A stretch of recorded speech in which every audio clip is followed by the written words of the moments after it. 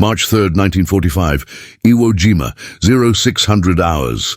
Lieutenant Commander Paul Halloran, 34th Naval Construction Battalion, surveyed the wreckage. Motoyama Airfield Number One, 800 feet of runway destroyed by Japanese artillery. Craters 15 feet deep. Twisted metal. Volcanic ash. B-29 superfortresses needed this runway. Crippled bombers returning from Japan were running out of fuel. Without this field, they'd ditch in the ocean.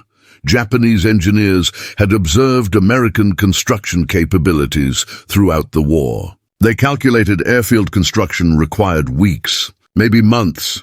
They had time to reinforce their positions, time to prepare counterattacks, but Japanese engineers hadn't counted on the Seabees, Naval Construction Battalion, or their secret weapon that wasn't a weapon at all. Caterpillar D8 bulldozers, 35 tons of American industrial might. Blade capacity 8 cubic yards. Engine power 165 horsepower. Halloran's battalion had 18 bulldozers. 48 hours to make the field operational. General Smith had been explicit. B-29s are ditching at sea. Crews are dying. Fix the runway or bomber losses become unsustainable. What Japanese observers saw in the next 72 hours defied belief. American construction equipment moving volcanic rock like water. Craters filled in hours that should have taken days. Runway sections completed while fighting still raged nearby. By hour 68, the first B-29 landed. Safely Tokyo headquarters received the report, dismissed it as exaggeration. American airfield construction couldn't possibly be that fast. But reconnaissance confirmed it. 3 days, 1 operational runway. The Americans had built what Japanese engineers said was impossible. The bulldozer hadn't won any battles, but it had changed what was possible, and that changed everything. By March 1945, the Pacific War had become logistics challenge as much as combat challenge. American forces had advanced across thousands of miles of ocean. Each advance required bases, airfields, ports, fuel storage. Ammunition dumps, housing, roads. The infrastructure needed to support modern military operations. Traditional military engineering was too slow. Army engineers could build these facilities, but it took months. The Pacific campaign couldn't wait months. Every week of delay gave Japan more time to fortify positions, more time to prepare defenses. Speed was essential. The U.S. Navy recognized this problem early. December 1941. After Pearl Harbor, Navy planners assessed Pacific requirements. Conclusion: need construction capability that can deploy forward. Build quickly, under combat conditions. Traditional contractors couldn't do it. Regular Navy personnel weren't trained for it. Solution: naval construction. Battalions, Seabees, military units composed of construction workers, carpenters, electricians, heavy equipment operators, engineers, men, with civilian skills organized into military structure. They could build anything, anywhere, under any conditions. The Seabees were authorized in January 1942. Recruitment targeted construction trades. Age limits relaxed. Men in their 40s and 50s, too old for regular service, joined. They brought decades of construction experience. They knew how to build, how to operate equipment, how to solve problems. Equipment selection was critical. Seabees needed machinery that could handle diverse tasks. Road building, earth moving, grading, clearing jungle, moving coral. The backbone of Seabee construction capability was bulldozer. Specifically, Caterpillar D8. The D8 was civilian machine adapted for military use. Diesel engine, wide tracks, powerful blade. It could push 8 cubic yards of material, operate in soft soil, climb steep grades. The machine was reliable, easy to maintain, perfect for Pacific conditions. Caterpillar manufactured thousands of D8s for military service. Painted olive drab, shipped to Pacific Theater. Seabee battalions received them as primary construction equipment. Each battalion had dozen or more. They became symbol of American construction power. The first major Seabee operation was Bora Bora, February 1942. 300 Seabees deployed to build refueling base. They brought their equipment, including D8 bulldozers. The island had no infrastructure, No roads, no docks. Dense jungle. The Seabees went to work. Bulldozers cleared jungle, carved roads from volcanic rock, leveled ground for airfield, built fuel storage. 3 months later, Bora Bora had functioning base. Japanese submarines prowling Pacific found American refueling station where jungle had been. The surprise was complete. August 1942, Guadalcanal. Marines invaded, captured partially completed Japanese airfield. Henderson Field. The field was vital. Control of Guadalcanal required air support. Henderson Field needed to be completed immediately. The 6th Naval Construction Battalion arrived August 20th. The Seabees found mud strip, partially graded, no drainage, no surfacing. Japanese construction equipment abandoned. The Seabees brought their own equipment, including 10 D8 bulldozers. They went to work immediately. The bulldozers operated 24 hours daily. 2 12-hour shifts. Operators rotated, but machines never stopped, clearing, grading, filling. The volcanic soil was difficult, soft, muddy, but the D8's wide tracks distributed weight. The machines didn't bog down like wheeled vehicles. Within 3 weeks, Henderson Field was operational. Fighter planes arrived August 28th. Marine aviators began flying missions from Henderson immediately. The Japanese were shocked. They had abandoned the field as incomplete. 3 weeks later, Americans were flying from it. Japanese intelligence analyzed American construction speed. Reports went to Tokyo. Conclusion: Americans possess superior construction equipment and techniques. Their heavy machinery operates continuously. Their engineers work without pause. Recommend adjusting estimates for American base construction timelines. That assessment was accurate but incomplete. The Seabees weren't just fast because of equipment. They were fast because of organization. Each Seabee battalion was self-sufficient, brought their own tools, their own spare parts, their own mechanics. They didn't depend on external supply chains for equipment maintenance. The bulldozer operators were skilled civilians, professional equipment operators before the war. They knew their machines, knew how to coax maximum performance, knew how to repair them in field. That expertise was irreplaceable. Petty Officer William Davis, 41, operated D8 at Guadalcanal. Before the war, he had worked construction in California. 20 years' experience. When Marines landed on Guadalcanal, Davis and his bulldozer were in the first wave of Seabees ashore. Davis remembered those early days vividly. Henderson Field was mess, mud, craters.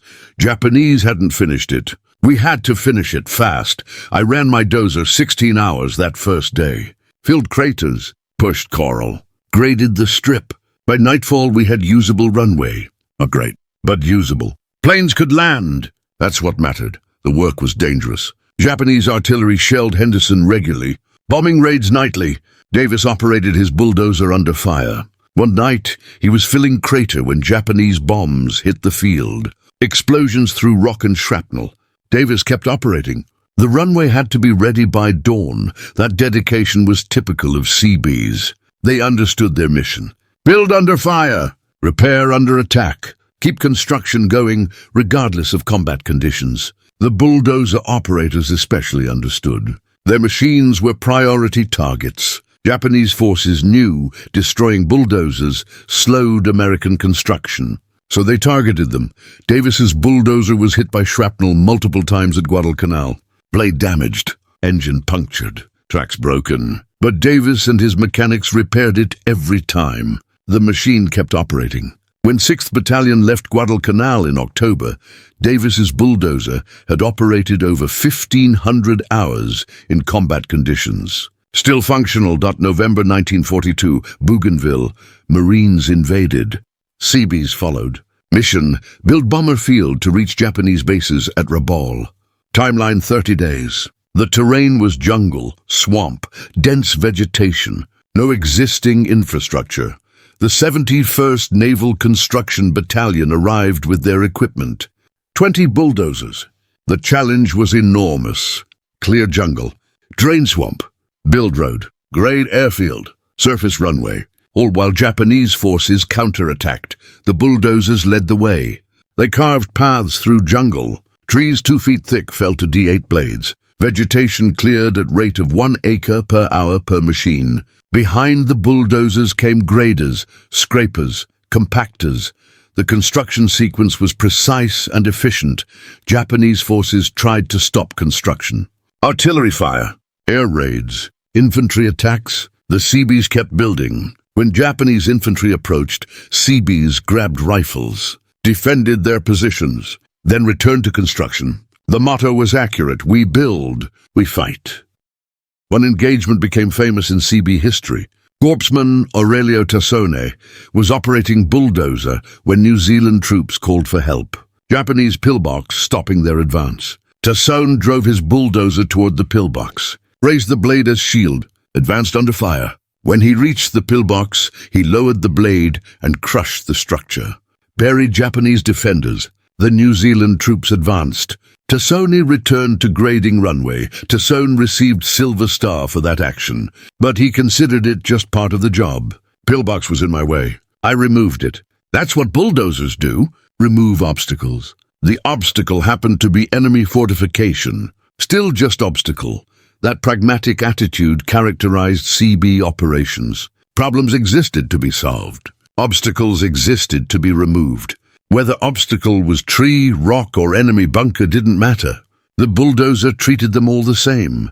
By December 1942, Bougainville Bomber Field was operational.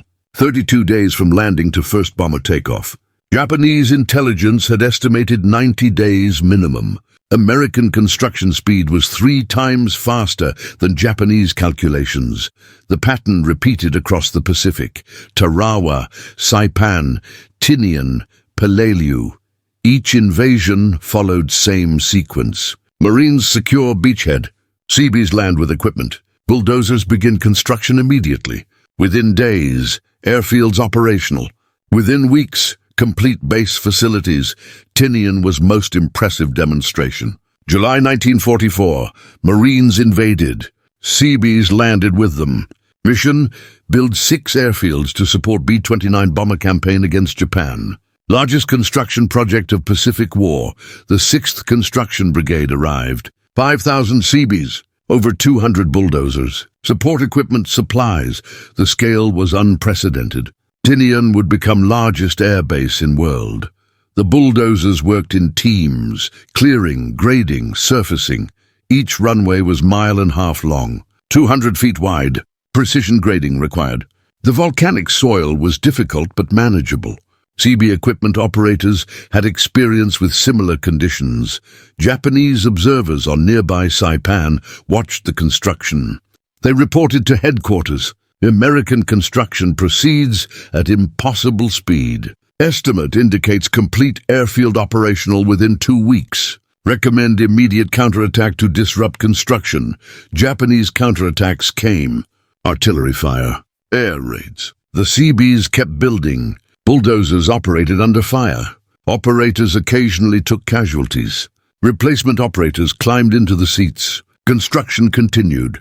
By August 1944, first Tinian airfield was operational, 30 days from invasion. By December, all 6 airfields completed. The construction achievement was staggering. More concrete poured than any previous Pacific project. More runways than any base and theater. All built in 6 months. Under combat conditions, B-29s began operations from Tinian immediately. The bombing campaign against Japan intensified. Strategic bombing became a decisive factor in Japan's defeat. None of it would have been possible without Tinian's airfields. None of Tinian's airfields would have been possible without CB bulldozers. Japanese engineers studied American construction methods. They obtained intelligence reports, examined captured equipment. Their analysis was detailed and accurate. American construction superiority based on 3 factors: superior heavy equipment, especially bulldozers, skilled operators with civilian construction experience, integrated organization that combines military discipline with civilian expertise. Result: construction speed 3 to 5 times faster than comparable Japanese capabilities. That assessment appeared in Japanese planning documents captured after the war. It represented Japanese recognition that they couldn't match American construction capabilities. The bulldozer, operated by skilled Seabees, was a weapon they had no counter for. The psychological impact was significant. Japanese defenders knew American bases would be built quickly, knew their own supply lines would be cut rapidly. New American air power would operate from newly constructed fields within days of invasion. That knowledge undermined Japanese defensive planning. One captured Japanese officer, questioned about defensive strategy, was frank. "We planned defenses assuming Americans would need months to build bases. Your Seabees built them in weeks. That changed everything. We couldn't disrupt your construction. Your equipment was too powerful. Your men worked too fast. By the time we organized counterattack, your airfields were functional. Your planes were flying. We had lost before we could respond." That testimony validated Seabees' strategic impact. Fast base construction enabled rapid operational tempo. Rapid tempo gave Japanese forces no time to recover between American advances. The cascade effect was decisive. March 1945, Iwo Jima. Lieutenant Commander Halloran faced his greatest challenge. Motoyama Airfield Number One was critical for B-29 operations, but it was destroyed. Needed immediate repair. The 31st Battalion's bulldozers went to work. The volcanic ash was difficult material, soft, unstable, poor load-bearing capacity. The Seabees had to excavate ash, find solid rock, build foundation, then surface the runway. Traditional engineering would take weeks. The B-29s didn't have weeks. Halloran organized continuous operations. 6 bulldozers operating simultaneously, each machine with dedicated operator and assistant. Fuel trucks on standby. Mechanics ready for repairs. Supply chain bringing materials to runway constantly. The bulldozers excavated craters, removed damaged runway sections, graded foundation. The work was precise despite the speed. Halloran understood that rushed construction that failed was worthless. The runway had to support 40-ton B-29s, no margin for error. Hour 24. First crater filled. Hour 36. Second crater filled and graded. Hour 48. Third crater completed and ready for surfacing. The pace was relentless. Operators worked 12-hour shifts. Machines operated continuously. Mechanics performed maintenance without stopping construction. Hour 68. Final section completed. Halloran inspected the work, measured grade, tested surface, approved it. He radioed headquarters. Motoyama Number One operational, ready to receive aircraft. Within hours, first B-29 landed. Aircraft was damaged. One engine out, fuel critical. The crew had thought they'd have to ditch at sea. The runway saved them. 9 men alive because Seabees rebuilt runway in 72 hours. That B-29 was first of hundreds. Throughout March and April, damaged bombers landed at Iwo Jima. Every crew knew the Seabees had saved them. The relationship between Seabees and bomber crews became special. Bomber crews shared supplies, gave Seabees fresh food, ice cream, photos of the missions. Gratitude for the men who built runway that saved their lives. One B-29 crew named their aircraft Seabees Dream. Nose art showed bulldozer with wings. The crew visited Halloran's battalion, thanked the men personally, explained that without Iwo Jima runway, they would have died on 3 separate missions. Engine damage, fuel shortage, battle damage. Each time they made it to Iwo, landed safely. Because bulldozers had built runway, post-war analysis calculated that Iwo Jima's airfields saved over 2,400 B-29 crewmen. Each crew represented 9 to 11 men. That's over 24,000 lives saved by emergency landings. Those landings were only possible because Seabees built and maintained the runways, under fire, under impossible conditions, in impossible time frames. The bulldozer's contribution to victory wasn't measured in enemy killed. It was measured in what it built. Airfields that projected power, ports that supplied armies, roads that moved logistics, fuel storage that enabled operations. The infrastructure of victory. Japanese engineers after the war were interviewed about American construction capabilities. Their assessments were consistent. We could not compete with American construction speed. Your bulldozers and skilled operators achieved results we thought impossible. Your Seabees built in days what required us weeks or months. That capability was a decisive factor in American victory. Today, Seabee Museum at Port Hueneme, California, displays restored D8 bulldozer. The machine is 75 years old, still operational. Next to it, a plaque with testimony from Japanese engineer. I examined American bulldozer after war. Simple machine, reliable design, but effectiveness came from operators. American Seabees were skilled, dedicated, and fearless. They operated under fire, worked without pause, built what seemed impossible. We had no equivalent capability. That was critical American advantage. Modern military doctrine emphasizes rapid base construction. Combat engineers study Seabee operations. The principles remain relevant.